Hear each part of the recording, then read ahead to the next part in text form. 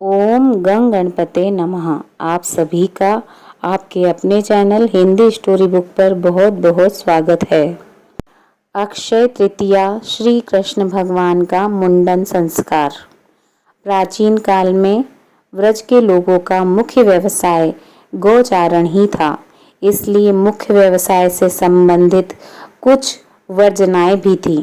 अब इन्हें वर्जनाएं कहें या सामाजिक नियम। बालक का जब तक मुंडन नहीं हो जाता तब तक उसे जंगल में गाय चराने नहीं जाने दिया जाता था। अब तो हम काफ़ी आधुनिक हो गए हैं, या यूं कह सकते हैं अपनी जड़ों से दूर हो गए हैं। नहीं तो हमारे यहाँ भी बालक को मुंडन के पहले ऐसी वैसी जगह नहीं जाने दिया जाता था।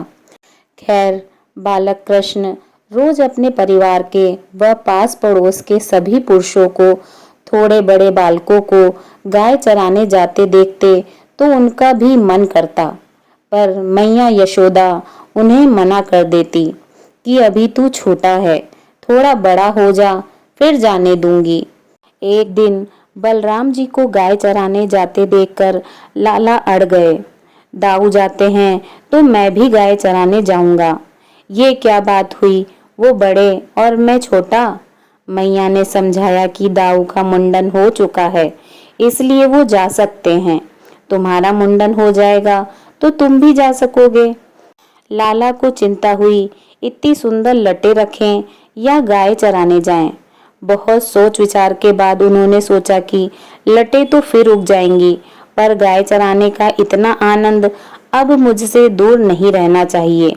वे तुरंत नंद बाबा से बोले, कल ही मेरा मुंडन करा दो, मुझे गाय चराने जाना है। नंद बाबा हंस के बोले, ऐसे कैसे करा दे मुंडन, हमारे लाला के मुंडन में तो बहुत बड़ा आयोजन करेंगे, तब लाला के केश जाएंगे। लाला ने अधीरता से कहा, आप जो आयोजन करना चाहते हैं करो, पर मुझे गाय चराने जाना है। आप जल्दी से जल्दी मेरा मुंडन करवाओ। मुंडन तो करवाना ही था, अतः नंद बाबा ने गर्गाचार्य जी से लाला के मुंडन का शुभ मुहूर्त निकलवाने का आग्रह किया। निकट में अक्षय तृतीया का दिन शुभ था, इसलिए उस दिन मुंडन का आयोजन तय हुआ। आसपास के सभी गांवों में न्योते बांटे गए। हर्षोल्लास से कई तैयारियां की गईं। आखिर आयोजन का दिन आ ही गया। आसपास के गांवों के हजारों अतिथियों की उपस्थिति में भव्य आयोजन हुआ, मुंडन हुआ और मुंडन होते ही लाला मैया से बोले, मैया मुझे नाश्ता दो, मुझे गाय चराने जाना है।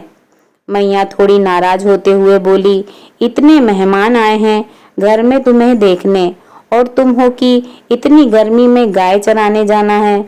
थोड़े दिन रुको, गर्मी कम पड़ जाए तो मैं तुम्हें दाऊ के साथ भेज दूंगी। लाला भी अड़ गए, ऐसा थोड़े होता है, मैंने तो गाय चराने के लिए ही मुंडन कराया था, नहीं तो मैं इतनी सुंदर लटों को काटने देता क्या। मैं कुछ नहीं जानता, मैं तो आज और अभी ही जाऊंगा गाय चराने। मैया ने नंद बाबा को बुलाकर कहा, लाला मान नहीं रहा, थोड़ी दूर तक आप इसके साथ हो आइए, इसका मन भी बहल जाएगा, क्योंकि इस गर्मी में मैं इसे दाऊ के साथ या अकेले तो भेजूंगी नहीं। नंद बाबा सबको छोड़कर निकले। लाला भी पूरी तैयारी के साथ छड़ी, बंसी, कलेवे की पोटली लेकर निकले। एक बछिया भी ले ली, जिसे हुर्र हुर्र कर घेर कर वो अपने मन में ही बहुत खुश हो रहे थे कि आखिर मैं बड़ा हो ही गया। बचपन में सब बड़े होने के पीछे भागते हैं कि कब हम बड़े होंगे, और आज हम बड़े सोचते हैं कि हम बालक ही रहते तो कितना अच्छा होता। खैर, गर्मी भी बैसाख माह की थी, और ब्रज में तो वैसे भी गर्मी प्रचंड होती है। थोड़ी ही देर में बालक श्री कृष्ण गर्मी से बेहाल हो गए, पर अपनी जिद के आगे हार कैसे मानते। बाबा को कहते कैसे कि मैं थक गया हूँ, अब घर ले चलो। चलते रहे। मैया होती तो खुद समझ के लाला को घर ले आती, पर संग में बाबा थे, वे भी चलते रहे। थोड़ी ही दूर ललिता जी और कुछ अन्य सखियां मिली। देखते ही लाला की हालत समझ गई। गर्मी से श्री कृष्ण का मुख लाल हो गया था। सिर पर बाल भी नहीं थे, इसलिए लाला पसीना पसीना हो गए थे।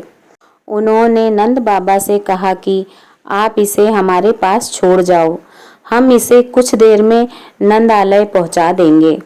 नंद बाबा को रवाना कर वो लाला को निकट ही अपने कुंज में ले गई। उन्होंने बालक श्री कृष्ण को कदम्ब की शीतल छाया में बिठाया और अपनी अन्य सखी को घर से चंदन, खरबूजे के बीज, मिश्री का पका बूरा, इलायची, मिश्री आदि लाने को कहा। सभी सामग्री लाकर उन सखियों ने प्रेम भाव से बालक श्री कृष्ण के तन पर चंदन की गोटियां लगाईं और सिर पर चंदन का लेप लगाया। कुछ सखियों ने पास में ही बूरे और खरबूजे के बीज के लड्डू बना दिए और इलायची को पीसकर मिश्री के रस में मिलाकर शीतल शरबत तैयार कर दिया और बालक श्री कृष्ण को प्रेम पूर्वक आरोगाया। साथ ही ललिता जी लाला को पंखा झलने लगी।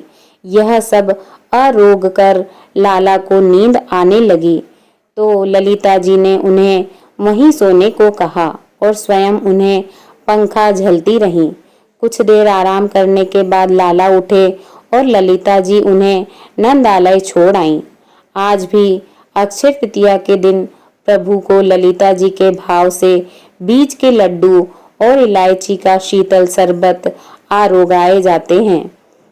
वह विशेष रूप से केसर मिश्रित चंदन, जिसमें मैलेगिरी पर्वत का चंदन भी मिश्रित होता है, की गोटियां लगाई जाती हैं। लाला ने गर्मी में गाय चराने का विचार त्याग दिया था।